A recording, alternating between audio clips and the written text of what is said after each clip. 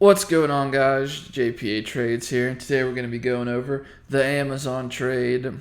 But before we get started, I want to let you guys know I recently launched channel members on YouTube, so I'm going to try to make a little bit more deep dive videos, try to hold that commitment to YouTube and kind of answer some of your guys' questions. So if you want kind of a more detailed, enhancer look into things, feel free to join. If not, just leave a like on the video just so I know this stuff is beneficial to you guys. So, with that, let's get into these Amazons. So, yesterday, doom and gloom. The Bears are back. We were rotating out of tech. Didn't know what was going on. Everyone was kind of panicking a little bit. But I chose Amazon as one of the stocks I wanted to buy. And you might say, well, why'd you pick Amazon out of this? You could have picked that. You could have picked this. And it was actually because of this article from the Wall Street Journal. So Amazon plans to add tier for Prime Video streaming services. So when Netflix did something similar to this, where they added their own, hey, now we have ad tier for Netflix, or we're going to get rid of the subscription services and get all these extra accounts signed up. That was a pretty bullish event, and it actually led to upgrades, but it didn't necessarily happen right away. So this news came out, nothing really happened in the share price. So it kind of made me think, well, something's either really going to happen or really not going to happen. And I figured it was worth the risk because the evening prior, I mentioned how you're going to see a lot of Amazon memes. Glad to see a lot of everyone did good stuff. So going down. So right here. So I mentioned that, hey, Amazon has a chance here to break out pretty easily because you had Apple hit Apple hit all-time high, Nvidia hit all-time high, Netflix 52-week high, Microsoft 52-week high, Google 52-week high, and Amazon always kind of used to be the leader of the tech pack. Same with Apple for a while, and well, nothing's happening here.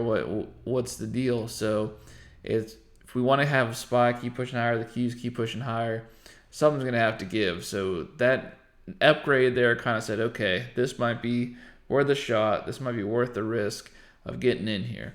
So let's go ahead and take a look at the chart.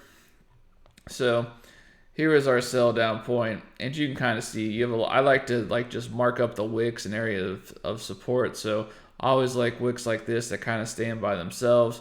Say, okay, what's the deal with this? Someone either said this is a great spot to buy or a great spot to sell on these big wicks down. Someone says, okay, this is where I want to buy the dip. This is where I want to sell.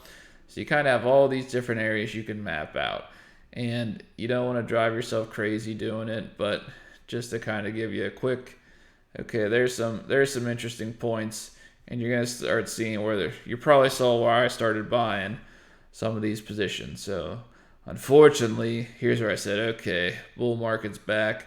I still like the news came out. I said this is just a shakeout, and unfortunately, they got me on it. So I think I ended up buying shortly after there.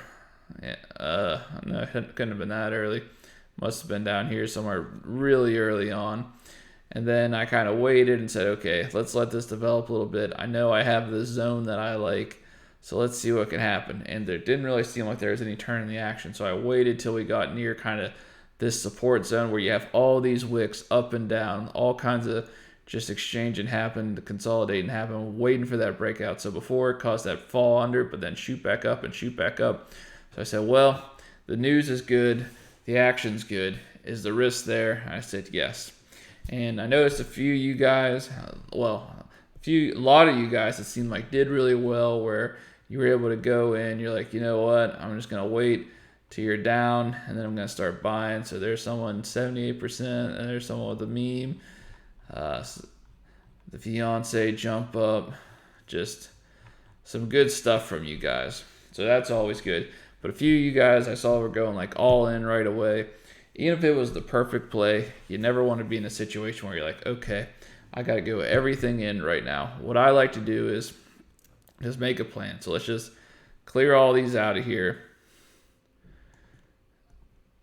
and then just decide where you want to buy and just kind of set it accordingly. Let's say you had $1,000 you wanted to do, or maybe in a better way to think of it is, how much money can you lose before you get sad in a trade? So it's, oh, if I lose $100, I can't.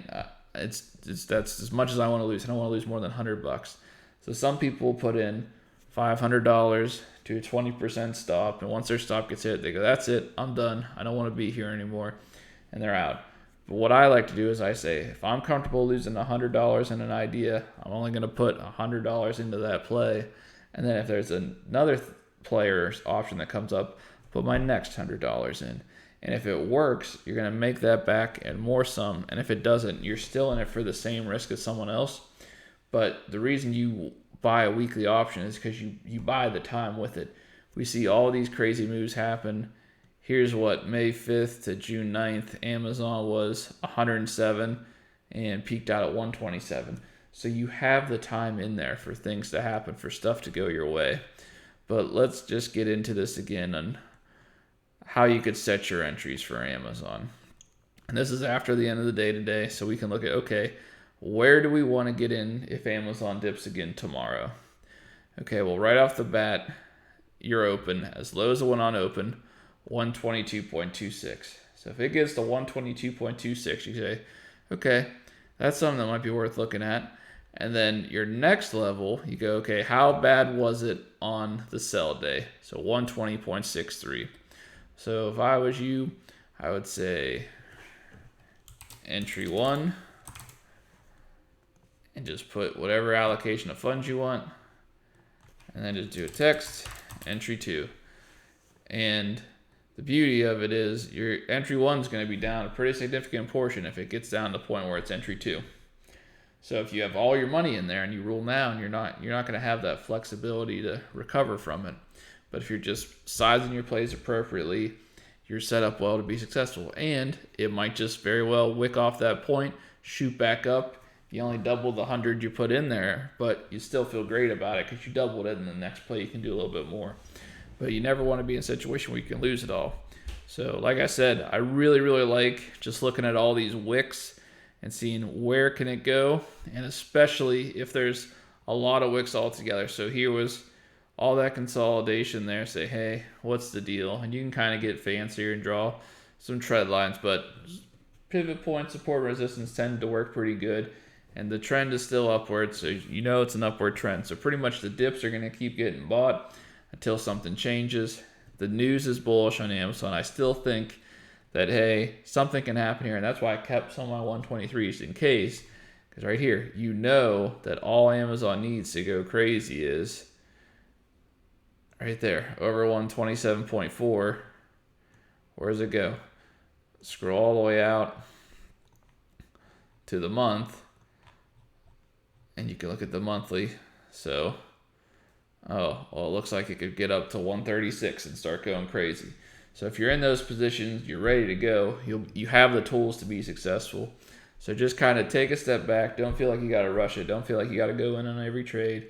And same thing, buy when I'm 80% down on the other ones, because that means that I'm also looking for my next entry point. I hope this helps. If you have any suggestions, feel free to comment down below, and I'll see you next time.